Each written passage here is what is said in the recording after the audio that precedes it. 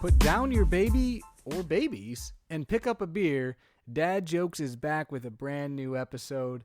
I'm Jerry, joined here by Brandon, and you're listening to the podcast of first-time dads going through the journey of fatherhood as you all listen in your cars or at home or wherever you listen to podcasts at. And normally, you're a little rusty.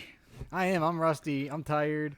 And it's been a little hiatus because I think I told everyone on the last episode that I was pretty sure the next time I got on here, we would be announcing the birth of our next daughter, and that is what we're going to do today. We're going to kind of reveal everything that happened. It was definitely crazy, and Brandon, you know a decent amount of it, but there's a lot of it you don't know, so it's going to be kind of a good conversation, I think. I'm excited for this, and it'll be good to talk about because it's a lot. But before we get into all of that, a couple of things. One, this podcast is called Dad Jokes because we give dad jokes. So let's start with a dad joke, and then we'll get a little bit into what's been going on with you before we go through my whole spiel and journey of the last week or so. And don't worry, people, I'm going to be quick because Jerry and I have intentionally limited our conversation, so I'm just as curious as you are. I didn't even know he had a kid up until like 3 minutes ago when he introduced the podcast. Yeah, okay. It's crazy. Yeah, okay. That was my dad joke. That's your dad joke? Yeah, no. Jerry, how do you make a waterbed extra bouncy? Oh, I've heard a waterbed joke. Spring water. I didn't hear that one. Spring water. That's good. Yeah, Spring there you water. Go. It caught me off guard because Yeah, I was I thought expecting there's a waterbed joke I know, and that wasn't it. So then I totally got thrown off. So good joke there. I like that one, Brandon. But what else has been going on with you? Because I like you said, I haven't talked to you in a while, so I don't even know what's been going on with you. What's been going on in the world of the Bankses? Well, the world of the Bankses has been pretty solid. Since we last talked, Kelsey and I took a trip to Nashville, which was great. And actually, it's the second time. Yeehaw! I don't know if it was quite that. I did get a custom belt made with like a huge belt buckle. Yeah, it was actually it was really cool. But this is interesting for us. This is the second time in about a month that we spent a 3 or 4 day trip away from Bryce. So shout out to my parents because they bared the brunt of that both times. And I think as far as my mom's concerned, we can move away forever and she'll just keep Bryce. So he apparently was good. Interestingly enough, he sleeps way better for them, it seems like, than he does for us. Common. That's actually really common. Now, they may or may not, if he wakes up in the middle of the night, just bring him directly into the bed, and one of them goes and sleeps on the couch. And so, it's a little cheat code that we're not willing to do. But we were definitely expecting, because he wasn't sleeping great, to hear about him not sleeping. And it's always kind of weird. He's been sleeping great for a little while, and then a week and a half before we knew this trip was coming, he started doing really bad. And then you're hoping it gets better. No, right up until the day before. So then you dropping him off, you kind of just dropping them off and backing out slowly. I hope this goes well for you. And you check in every night, and they're either lying or they said or he really was great. And I think he was from a sleep perspective. So that's been good. Obviously, you and I both celebrated Father's Day yesterday. It was just a perfect day. We hung out all day. We grabbed some barbecue, went over to my parents' house. My dad and I and my mom and Kelsey hung out with Bryce. And it was just, I don't know what I expect out of that day. Some people expect stuff. I don't have to have stuff, even though Kelsey did give me Ed Sheeran tickets. Shout out to her. But I'm still at the point, and we talk to guys who we work with, and it's I don't know if I'm just too new in it and they're jaded. You might be able to impart some knowledge later on today about this part, but some of them just are so excited to get away. And their idea of a great Father's Day is going out golfing all day and not being around the kids. And some of them have legitimate attitudes about what they did or didn't get or how the day went. And legit, all I wanted to do was hang out with family. And that's exactly what happened. So it was a great day. I really feel like Bryce is coming into his own from we're just right about to go over the edge of him like stringing like words together to form like full sentences. Like he's trying. So it's just a lot of fun. This is, I know I'm gonna sound like a broken record, but every time I come on here, but this is just like my absolute favorite time to be a dad, which is going to be juxtaposed by someone who has 2 kids now, which is crazy to me. Two kids. Two kids. So one question though, before I get into that, Brandon, you guys took a minute before you spend an extended period of time away from Bryce. I know, where me and Macy kind of had a couple trips earlier than you guys did. I mean, how did you guys do with that? Was that something that both of you did surprisingly better than you thought? Maybe it was tougher than you thought. Was it, you think, oh man, I wish we did it sooner? I mean, I guess what were your thoughts on kind of being away for a couple days? So I think the Traverse City trip was the first time we actually both were away. We've individually taken trips, like Kelsey does audits for a job that sometimes takes her out of the country or around the country. So she may be gone for a similar amount of time, but just mentally she knows he's with me. She can check in anytime. Sometimes you feel weird checking in with parents all the time, stuff like that. And then I've been gone occasionally. I actually think surprisingly she's been gone more than I have. But the first time when we went to Traverse City, we live about 2.5 hours away. I might be off on that. It's a little bit longer than that. Yeah, 3. But it was different because it was within driving distance almost. You kind of have like it's still tough, like, and towards the end of the trip, like I really felt like we were missing him. And so I feel like it's always harder for her to start, if that makes sense, like the actual leaving part. Whereas I'm like, yeah, he'd be all right. He won't mom and dad. And then once we get like into the trip and like almost a day out, I'm like itching to get back to him, and so we can hang out, see what he's doing. So we almost kind of reverse moods, if that makes sense.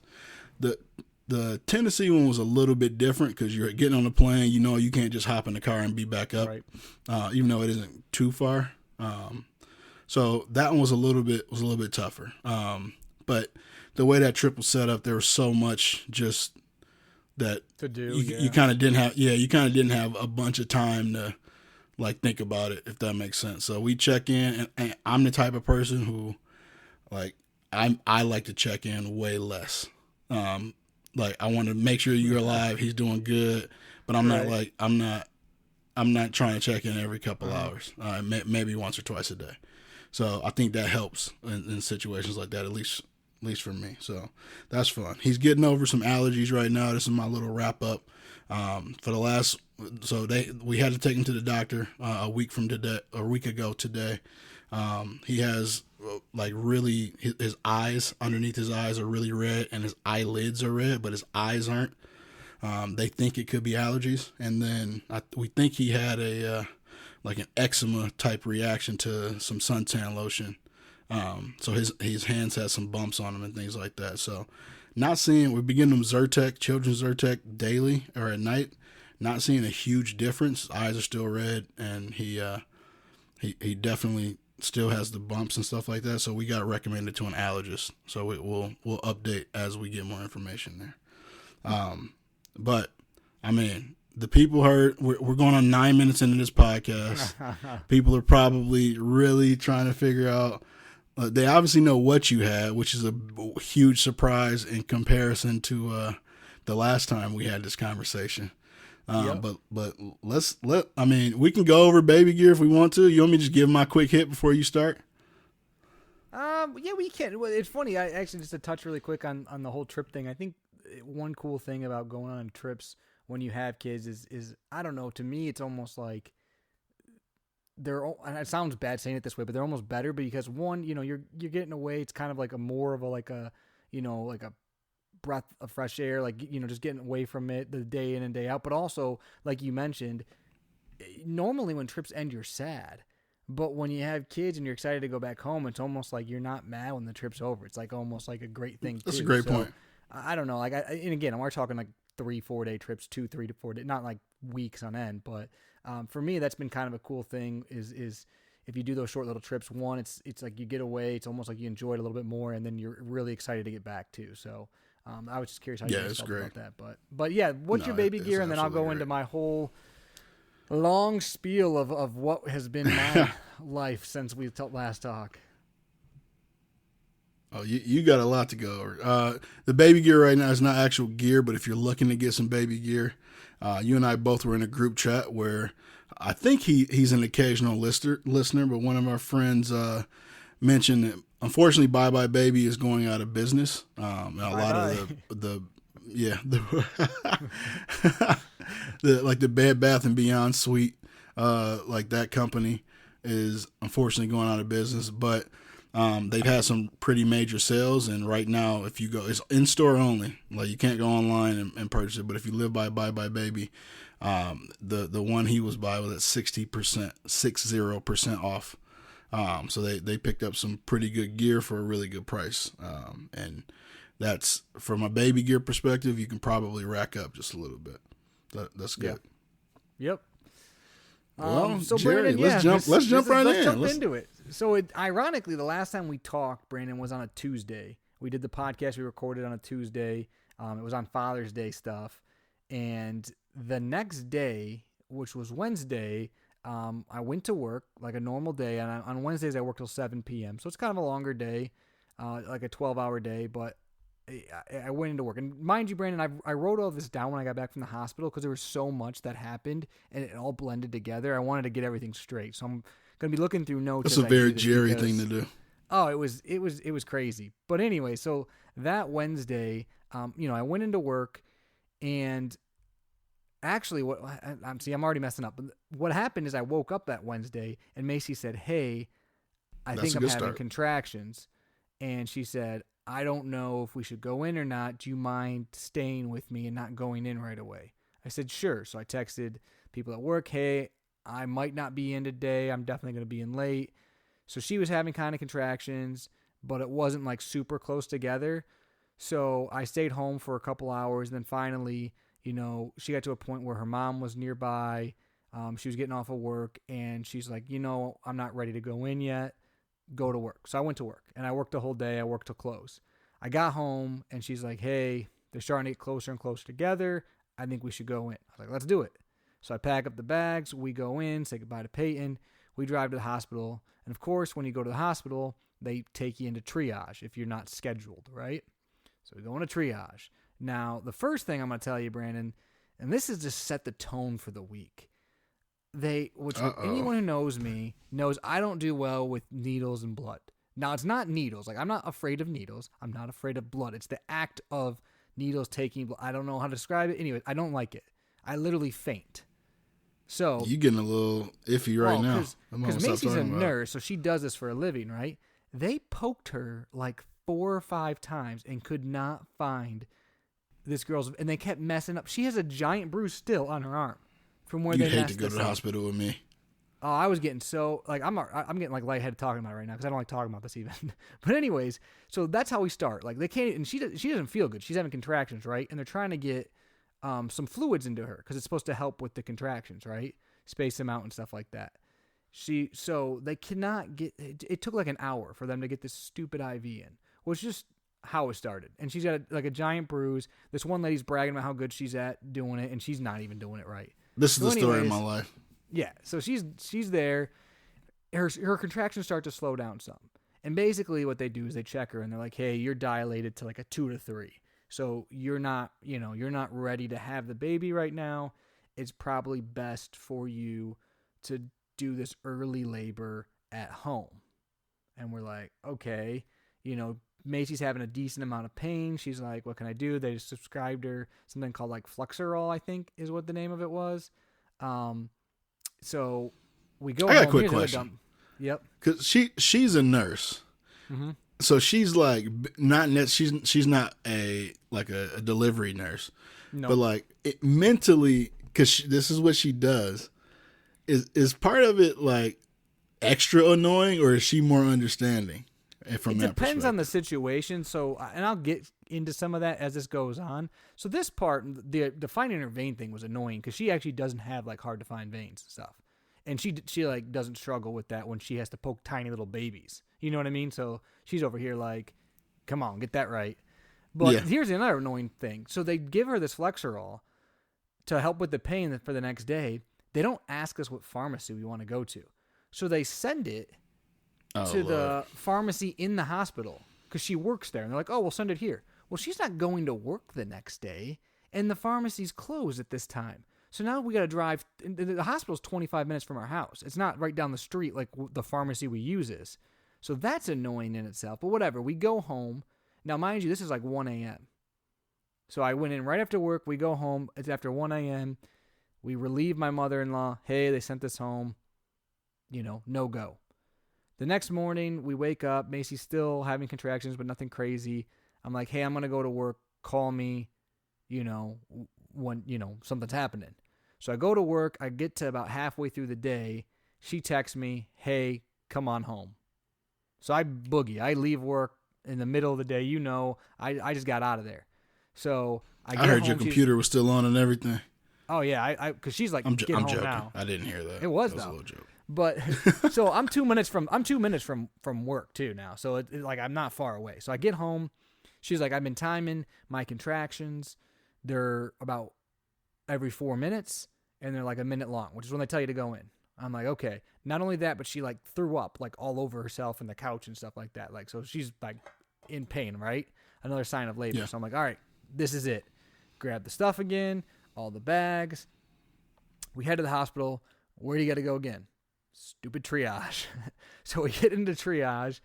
They again try to get her hooked up. But this time she's having like a lot of pain. So, and again, Macy's, we've had a kid before. She's had a kid. She knows what contractions feels like. She went through labor last time for like 13 hours, right? So it's not like she doesn't know what contractions feel like or what the pain's like, right? And she's like, this is a lot of pain. This doesn't feel like contractions. Like I'm having constant pain. And they can see like, yep, you're having contractions every 2 to 3 minutes. Still not dilated more than a 3, but let's get you a room because she's in a ton of pain, right? So we're sitting there, and it took forever. I mean, it took a couple hours for them to get us a room. They basically have to find us a room, and I guess they're just slam busy. That's what we kept hearing the whole time we were there. They're super busy, super busy. So she's in a ton of pain. They don't have really anything for her in triage to give her medication. She's miserable. She just wants them to be able to get us a room. She's like, come on, hurry up, hurry up, hurry up, hurry up. I'm helpless because I can't do anything. I can't make them give us a room, right? Finally, we get our room. Great. Now they're like, okay, we're going to give you, at this point, they're going to give her morphine, right? Which I thought was kind of different, but we're like, okay, well, she's in a ton of pain. Let's get her some stuff and help her feel better. Well, that took another long time. And this whole time, she's just in a ton of pain on nothing, right? Other than she's got like fluids in her.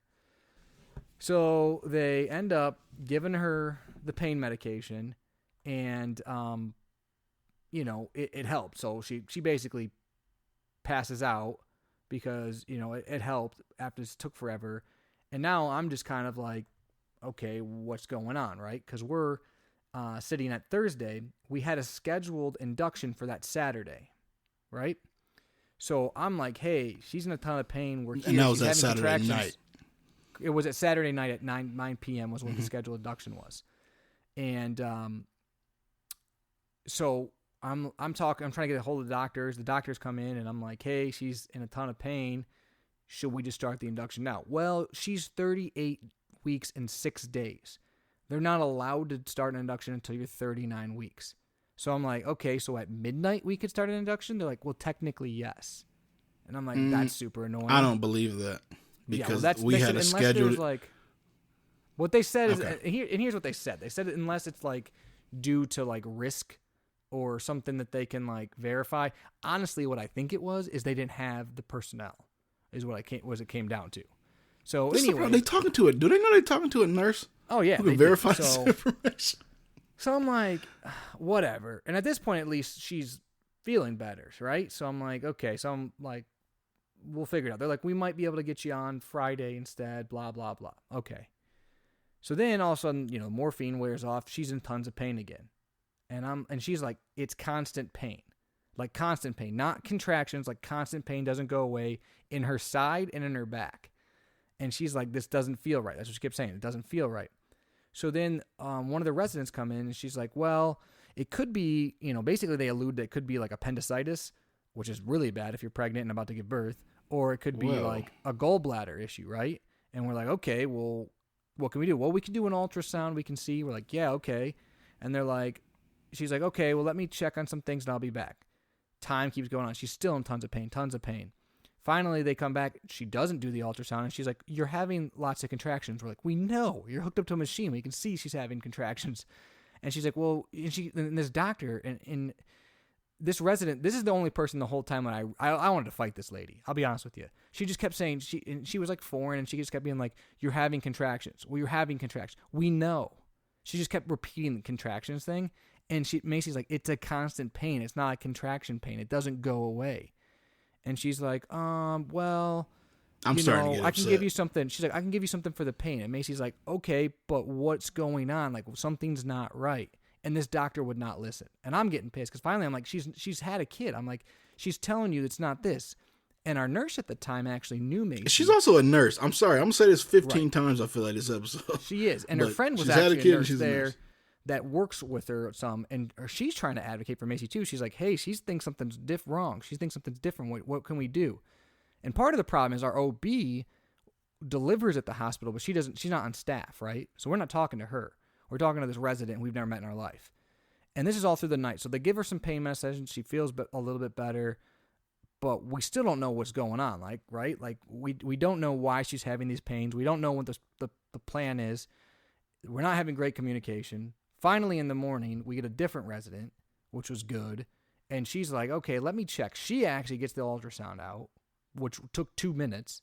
And she's like, okay, I don't think it's your appendix. She's like, I think the baby is shifted all the way to this one spot, and it's causing you immense pain. I want you to try these couple positions to get the baby to move, which, again, we've been there now for like a whole day, and no one said any of that to us. They didn't even mention that was a possibility, right? Like, you think someone would at least be like, hey, try this. So Macy was this person one of the midwives by chance? No, none of these were midwives. Okay. So we used the midwives the first time. Second time we didn't. So these were residents at the hospital. So this lady. The reason I asked that, we had someone from the midwives come in when Kelsey was pregnant, and she was going through something and basically offered almost what sounds like it was a similar thing. Keep going. So, yeah, so now it's Friday. She's switching positions. That seems to help some, but she's got still a crazy amount of pain, like in her stomach and in her back. Moving helped out some. They're giving her still pain medicine every once in a while. But when they ask her, like when the stuff wears off, like, hey, on a scale of 1 to 10, what's the pain? She's saying a 10. Like, she's in tears, right? This isn't like a 7 or an 8. This is a 10 out of 10. Like, I can't function. You need to fix this. Like, I can't talk, nothing, right? And so now I'm like, okay, are we going to induce her? What's our plan, right? They're like, well, we're going to see if we can try to get her an induction today. And basically, comes back again, oh, we don't have the staffing to do it. We're just crazy busy. We can't start the induction process right yet. And I'm getting mad, right? I'm like, well, we got to do something, right? So she's not dilating. They keep talking about maybe doing induction, but they couldn't, figure out what's going on. So as this is all happening, mind you, Macy isn't eating. She has no appetite, so she hasn't ate since we've been there. I'm sitting in this tiny little chair next to her the whole time, trying not to bug her with the TV or anything. The first time we went to, during Peyton's birth, I packed a bunch of stuff, didn't need any of it, right? So this time I underpacked. Now I could have probably used half the stuff I packed the first time. So the whole time we stayed there, which I'll get into how long it was, but I only went home once, and it was that Friday. I went home in the morning because Macy had just taken some stuff, and I was like, hey, I'm going to run home and get some more clothes. I don't have enough clothes, right? I'm like, and I'm going to make sure, Peyton's good really quick. I'm just going to run home, grab stuff, be right back. So I did that. I was gone for like 45 minutes, right? So again, Friday, we still don't really have a plan. She's in pain. We're just basically in a waiting game at this point in time. Saturday comes, and they finally are like, okay, we're going to induce you, right? So they're supposed to induce us at night. They moved it up to like earlier in the morning, okay? And what they start the induction with, and I don't know if they did this with Kelsey or not, but they started with something called Cytotec, which is basically a pill. Yeah, so it's basically a pill, and what they basically described to us is like, hey, it's like 4 hours of stuff that releases in you, and they're like, you already had a kid. This works almost 99% of the time. Basically, it'll help you, dilate and you'll be ready to go. Because she's having regular contractions. It's not a contraction issue. It's literally like she's not dilating. So then they gave her the side attack. 4 hours goes by, did nothing. So now Macy's getting discouraged. She's still in tons of pain. And they're like, that's weird. They're like, okay, well, let's start Pitocin. This is not weird because the same conversation they had with us. Yeah, exactly. So then they have Pitocin, and they give her Pitocin, which Pitocin is supposed to make you contract. She's already having contractions. Well, now she's literally, if you look at her like little thing that shows contractions, it's just going up and crazy. Down constantly. Yep. She's literally having contractions every 10 seconds. Like, it's just constant contractions, just going up and down, not huge ones, but just constant, freaking out her uterus. And again, not doing anything. She's still in a ton of pain, right? And she's a 2 to 3 the whole time. So, and this is when it gets to be the craziest. Because basically, this is happening all day Saturday. We get to Sunday morning, and we get this nurse, and she's basically like, hey, yeah, the Pitocin's, like, not working. Honestly, if you're on Pitocin this long, it could be dangerous for the baby, which no one said to us at this point in time. We're like, what? And she's like, and she starts going like, hey, it might be best if you go home and just try to, like, handle this from home. And wait, what? I'm like, wait, time out. I'm like, she's in a 10 out of 10. She can't handle the pain, like pain management at home.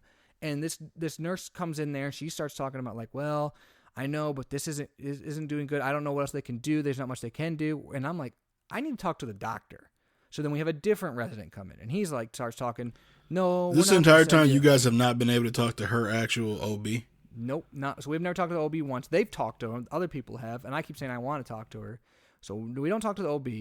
So then we get a different resident comes in, this guy, and he's basically talking about, because I'm like, hey, they're talking about sending us home. He's like, no, we're not going to send you home. Well, he's like, but we could use what they call a Foley balloon, which basically helps, someone dilate.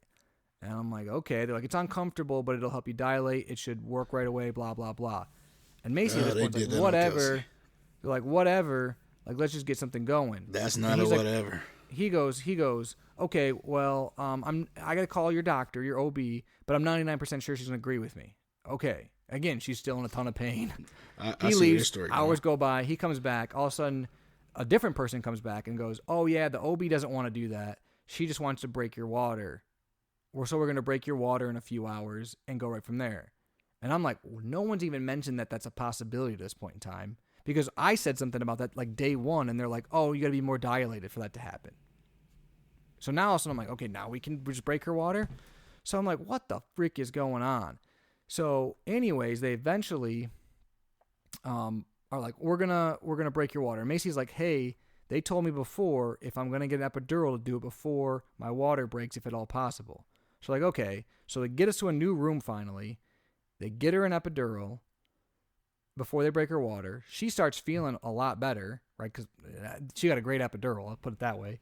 And then they break her water. And basically, once they broke her water, what they figured out, or they think they figured out, because we had a really good nurse in there, is they think that she was, and I can't say the name, poly something, but basically what it means is that she carried way, way too much fluid.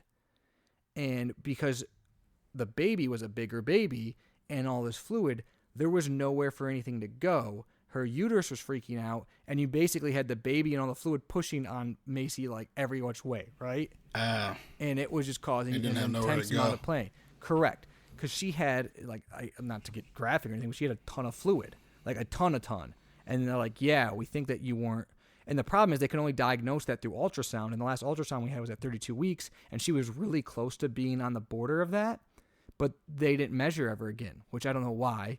But a lot of fluid could have built up since then. So they think that's actually what was causing all this problems to begin with. But basically then, once they broke her water, and she had this epidural, she started to dilate. And I kid you not, Brandon, so this, like, they broke her water in the afternoon, and, I like went back in the room. She's feeling good. We're like watching The Office. It's like 10:50 at night. All of a sudden she goes, I got a lot of pressure down there. I'm like, well, should we tell someone? And then the nurse comes in, and then she starts setting some stuff up, and all of a sudden she's like, start pushing. And I'm like, okay, it's kind of weird. Like, this didn't start how like the last time started. And I kid you not, it was like 20 minutes later, and the baby was born. Like, so the labor itself was super, super easy. and good, but everything else before that was not. But basically, yeah, so they came in, and the OB came in. So our OB came in then. They got everything ready, and she pushed like 4 times probably. So 4 or how's 5 the OB times. just ready at that point? They call her because she knew once she broke her water, she was gonna have the baby. Okay. That night or whatever. But it was like, so the hard part was because she had such a good epidural, she couldn't feel her legs, and it was really hard for her to push because she didn't know what she was doing essentially. But she did a good job, and then the baby came out. Like I said, she's probably pushing for 20 minutes max, whereas the first time was like 3 hours, like with Peyton. So there's like 20 minutes. Baby came out, a beautiful baby girl, 9 pounds 12 ounces. So a big baby, which again, fluid, 9 pounds 12 ounces. That plus all that fluid. Yeah. So it was causing immense pain. But then the baby came out, and you're doing a great job not saying the name. I just want to give you credit. So we have the baby, and then to add insult to injury, the placenta wouldn't come out. And apparently you have 30 minutes to pass the placenta. Otherwise, there's issues. So basically, we get to the point where it's like 28 minutes, and the OB is standing there. And it's kind of funny. It's almost like a customer at the end of the day at work, Brandon, where you're like, let's go. I'm trying to get out. She literally is like sitting there like talking to the nurse and stuff, and it's like, hey, we need to go. And she basically looks at Macy and she goes, hey, we got to get this out of you. You got 2 options. She's like, either I can go up there and get it, or you got to have surgery. And I'm like, well, that's not a really no. What? So Macy's like, well, I got an epidural. You've already been up in there anyways. Let's just get it out. So they had to do that, and they did. But that was interesting. So they do that. Then the girl that, what they call catching the baby, basically the one that like does the weight and the measurements and cleans the baby up and stuff, it was like her first time ever doing it. So that was interesting too. I'm like, what is happening right now? This is all at like midnight too. And I've been at the hospital since like Wednesday, right? And this is Sunday night. And Jerry, for those who don't know, is very patient. Wow. So then we get this done. We have our skin to skin time. Everything's good. And I won't make anyone wait any longer. We had a beautiful baby girl who we named Avery Jane. So it's Avery Jane Alusky. Little backstory there. Macy loves we actually were going over some names. She really liked the name Avery. I like the name a lot too. Macy more so probably than me, like came up with it, where it was like Peyton was like more me than her. But the only thing I didn't like about Avery as the name was that you can't shorten it, and I like names you can shorten. So I was like, well, what if we gave her a middle name like Jane, because then we can call her AJ. And I really like AJ for a girl. I think it's cute. I think names like that are kind of cute for girls. So we named her Avery Jane, and we spelled Jane Jayne, because Macy's middle name is Jaye. So it's kind of a play on her name. It's unique. But that's why I thought you guys did it. Yep. So Avery Jane, Jayne, and she was 9 pounds. It's 12 a beautiful ounces, name 20. for the record. It passes the dad jokes criteria. So little AJ, 9 pounds 12 ounces, 20 inches in length. She was born. So then we have our skin to skin time, and then we're trying to go to another room, the recovery room, and we're both dead tired. All right, hold on. We got to pause for a second because we're not skipping over this part. You've been there through the birth of your first. How did you feel in the moment when you knew everything was okay? You're doing the skin to skin. Did anything differ in how you felt the second time versus the first time? So this is actually a topic I wanted to talk about in probably a little bit later on, like in general with stuff. But like, I guess to answer that question is, it is different, but it's not like, I don't know how to describe it. Like it was different in a couple ways. One, because of everything Macy had gone through, seeing your wife in immense pain, and I mean like immense pain for multiple days in a row, to have like, there was like a lot of like anxiety and like just, I don't know, like it was a lot of relief, right? Yeah, you almost worried something's wrong, right? As bad as that sounds, it was like almost like just to have the birth there was a lot. And then, but once the baby came, yes, and with Peyton, I kind of had the same thing. You have like an instant protectiveness. At least I did. Like I had like a very like strong protectiveness feeling. But with Peyton and even with Avery, it's not, for me at least, and I don't know if other dads feel the same or not, but for me, it's not like instant. I don't have like that instant like, okay, this is my kid. I love this kid to death. I'll do anything to fight for this kid. It's like, no, I'm going to protect you. And then that kind of bond comes over the next like few days. At least it did for me with Peyton, and it kind of with Avery happened the same way. It wasn't like it's not there, but like it's also at the same time, it's I don't know. It's like you have so many emotions and stuff. It's hard to like wrap your mind or like focus your attention in that way. Because in that time, it's like, okay, is the baby safe? Is she okay? Can I make sure she's not gonna have any issues? Is Macy Can I keep this thing alive? Correct. You go into that mode. So, and then I don't even know what point it does happen at, but like I know she's been alive for a week and a day now, and so now even the way I look at her today versus even that first moment, it just, I don't know, it just grows, and and the way I look at her at a week and a day is probably the exact same way I looked at Peyton a week and a day. There's no difference in that regards, but it is different too, because I think with Peyton, it's your first kid, you don't know what you're doing, so a lot of it's like just, I've noticed with Avery, I'm more calm, I think, and patient, and less flustered by things. And with Peyton, I think there was a lot more highs and lows. Like there's sometimes it's like, oh my gosh, I have a kid, and like you're just like on this cloud nine, right? But then also like she'd do some stuff, and I'd be like, what in the heck is my life right now? I don't understand what's happening, right? And with Avery, it's not like you just I'm kind of like, okay, she's gonna cry, she's gonna have these moments, she's gonna have these things in the middle of the night, and then but then the small moments you almost look for a little bit more, because when Peyton was the only kid there, so you would look constantly for every little second. You'd be like, oh, she's being so cute this second. Like sometimes with Avery, she'd be like laying on my chest, and I'll be like, man, she's being cute right now. I'm not even noticing that she's being cute right now, But it was great. It was a great moment, and it was just it was a lot. And she, the baby went through a lot too, so it was like I said, it was an experience, definitely different than the first birth. Now looking back, that one went way more smooth. I made jokes with a lot of you guys. I said, hey, if any of you guys want more kids, don't talk to Macy. Have your wives talk to Macy. And I told my brother, I said, hey, it might be on you to carry on the family name, because I'm not sure we're having another one after this. If you would have asked me before we went into the hospital, Brandon, the odds that we would have another kid after Avery, I would say probably about 90-95%. I think Macy would have been the same. And after that whole ordeal, Macy would probably have been below 5%, and I wasn't allowed to vote probably. So, but it's changed even since then. Like now, it's funny. I made a joke with her the other day. I said, because the baby was being cute. I was like, oh, you don't want another one of these things? Just joking around. She goes, I don't know. She's like, it's growing on me again. I said, oh, really? I wasn't expecting that answer. But they say you got to give it time after the birth. You do. So it was crazy. And like I said, the after the birth happened, we wanted to get to our room. And then we, because she had an epidural, she couldn't feel her legs. We had to get stuck in there. So they tried to get her to stand up. She actually fell, flat on her butt. And so they had to have her sit for longer. So we didn't get to our room till after 4 a.m. And then the baby didn't sleep super well that night. So it was a long night too. And then we were in the hospital the whole next day. Which the first time around, we were in the hospital, after the birth, we left the next day. So this time we had a whole day there, which is kind of cool because we actually were allowed visitors this time, only one at a time, but we got to have, my dad come up, my mom came up, and my mother-in-law, and my father-in-law, you know what I mean? So we got to see some people in the hospital. They got to meet the baby. That was cool.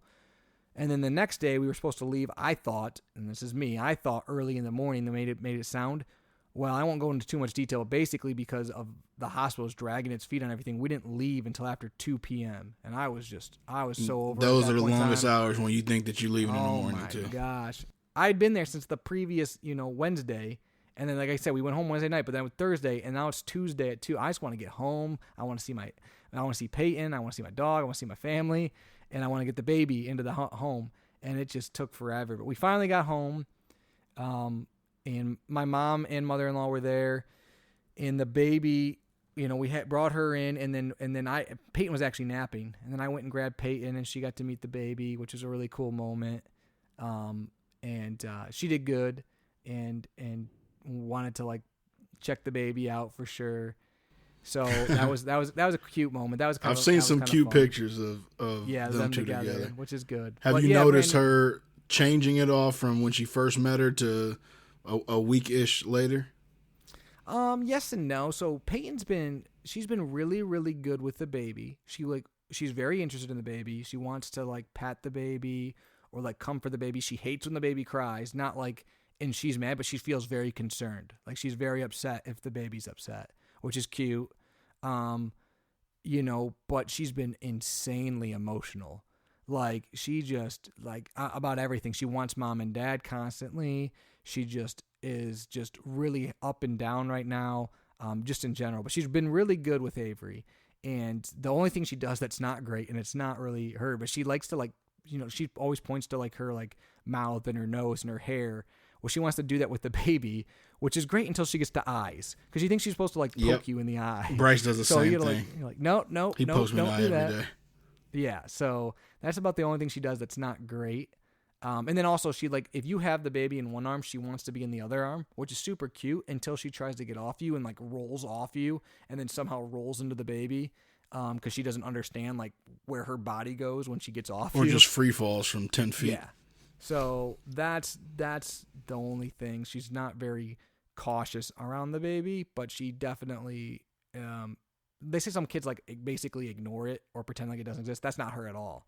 She's not like that, and she's concerned for the baby too. She doesn't seem like jealous or mad, but she definitely has been emotional for sure. So it's been interesting.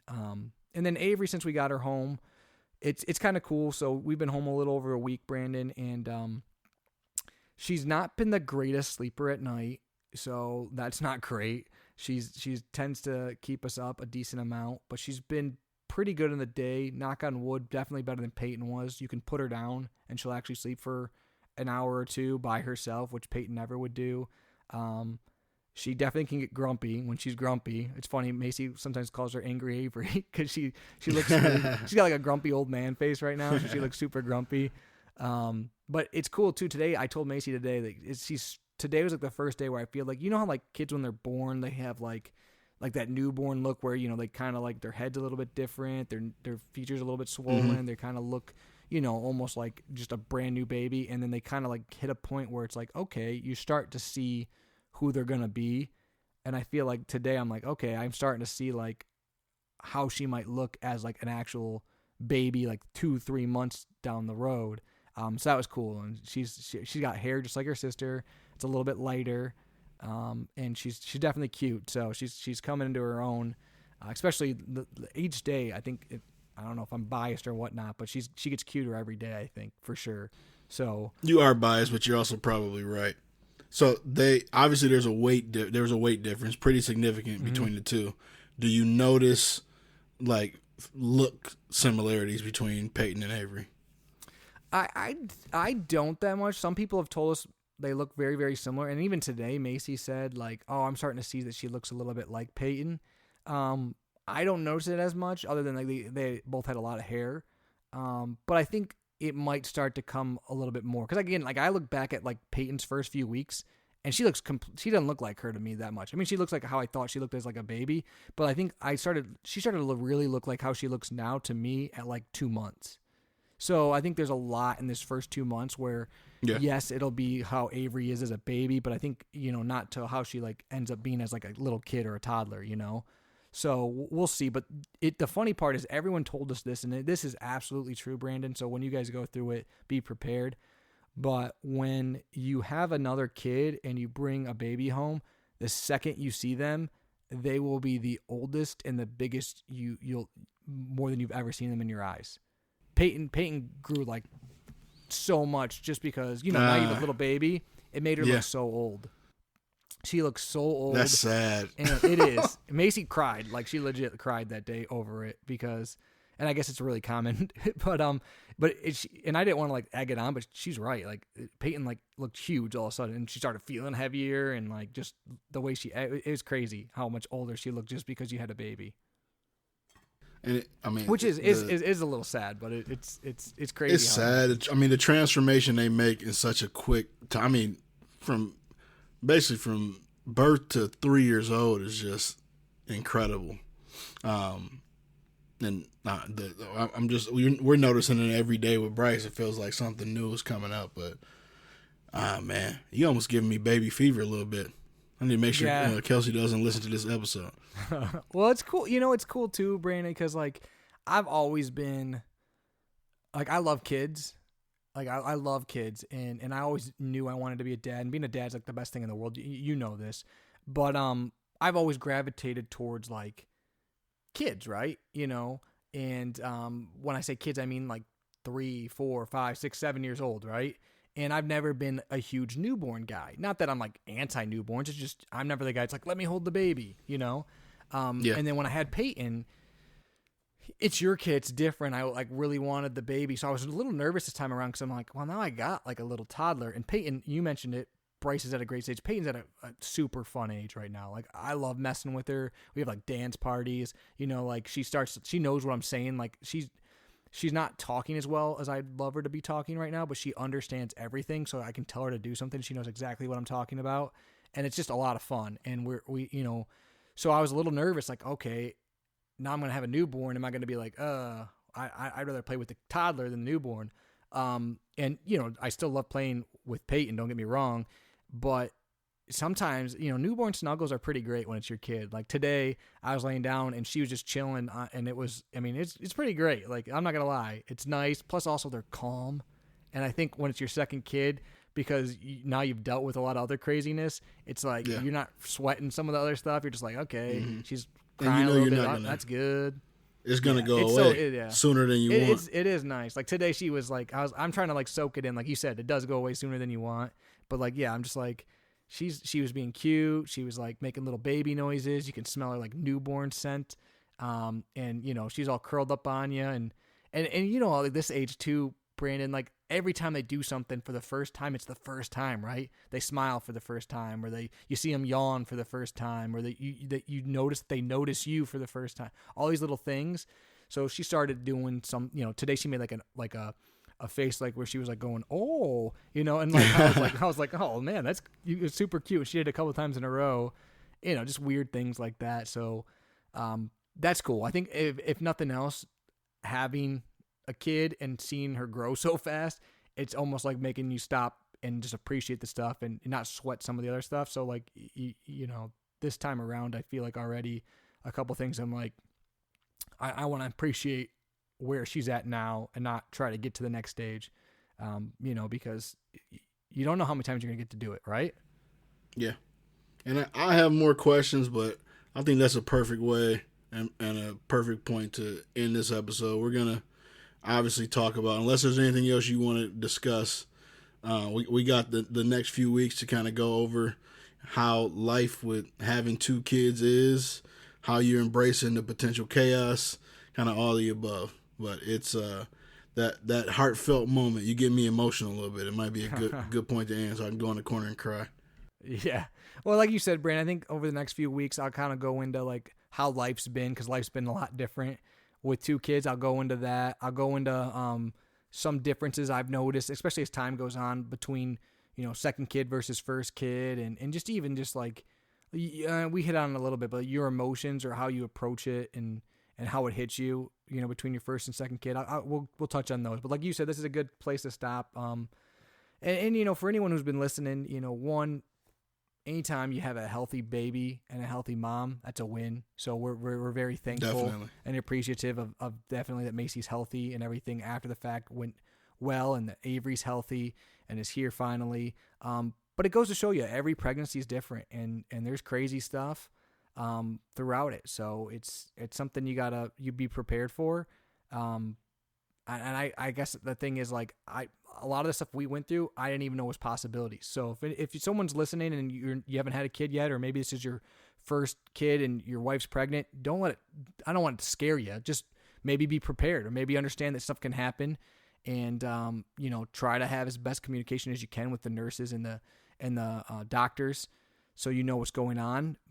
But at the end of the day, like you said, the goal is to have a healthy kid and a healthy wife at the end of it. So if you can have those things, that's a win. And we got there. It wasn't the easy way or necessarily the way I wanted to, but we got there. And even though I was mad at a lot of the stuff that happened, I will also say that we had some really, really, really good nurses and some good people that worked at the hospital that were there throughout that helped us.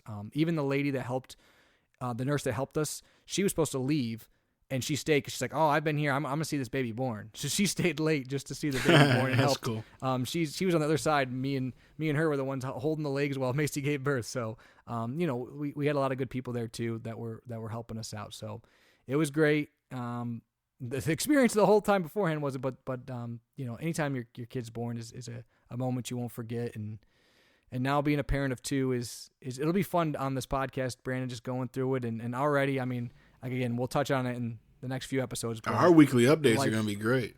We got Peyton and AJ. Life changes. Yeah, life changes real quick. And just like I said, not just what's going on with me and Macy, or just with Avery now, but like just how Peyton's going to be changing just in general, but also them together. You get kind of a bunch of different components of what's happening, and we're already seeing it. So it's been a busy time, and I don't think it's going to slow down anytime soon, Brandon. No, and I'm looking forward to Bryce meeting AJ, catching up with Peyton a little bit at soccer practice. He apparently he kicked a ball today. I've been working with him for a month on it and never kicked for me. And he went up and visited his grandpa in Grand Rapids and was kicking a ball all day today. So nice. I need to retire from coaching. Peyton can kick, but she likes to, after 2 kicks, to pick it up. She thinks it's funny, and then it's like... It probably is funny. Well, all right, Brandon, we'll stop there for today. I got a dad joke for you before we get out of here. And actually, I have a dad joke and just a really quick story because it's a thing my wife said, and then we'll get out of here, okay? I'm waiting with bated breath. All right, Brandon, so do you know why tennis players never fall in love? Oh, never fall in love. Mm-hmm. Is it something else? I don't know. I will say stand between the lines. Love means nothing to them. That's actually pretty good. That's good. It's pretty good. That's good. I like that one. It's funny. I was looking at dad jokes today and just cracking up, saying them to Kelsey, and they probably weren't funny. Well, some of them are, but it's funny because I actually had one that was great, but it was kind of inappropriate. And I'm like, I don't want in that episode where I talk about the birth of my new daughter to have a dirty joke on it. So we'll save that one for a different episode. But it was kind of funny. I had 2, and that's the one I went with. But really quickly, a story because it happened just a couple hours ago. Peyton's been a little bit crazy, which we'll go into in future episodes. But today, at one point in time, she just had pajama pants on, no shirt, and had her milk bottle in her hand while she's watching Frozen, like dancing to a song, drinking her milk. She finishes the milk, and I kid you not, like spikes the milk on the ground, like chucks it, but does not break eye contact with the TV. And Macy just looks at her and goes, Peyton, why do you think you're a frat guy? Because she is. Tell her welcome to the club. She just thinks she's like, she just chucked her like milk, like I'm done with this, like it was a beer can. And I was like, what are you doing right now? As she's like bopping to some Frozen music. So that was us earlier today. That was pretty entertaining because she was in a good mood, which she wasn't in earlier. Hey, so that was a good story. So. Peyton's a bro. Alpha. I'll give her. You said alpha fake a fry. Yeah, exactly. I'll give her the secret handshake the next time I see her. She can join the club. All right. Well, if you guys haven't already, please like us on all our social media. Please tell us if you want us to talk about anything. Shoot us a message. It's exciting. When we started this podcast, Brandon and I both didn't have a kid yet. Now I have 2. Brandon has 1. It's, life comes at you fast. So again, whether you're a first-time dad, whether you are expecting, whether you got 5 kids, we want to hear from each and every single one of you about anything you guys want to talk to us about. So, but until next time, for Jerry, Peyton, and Avery, I've been joined by Brandon, who has Bryce, and you've been listening to Dad Jokes.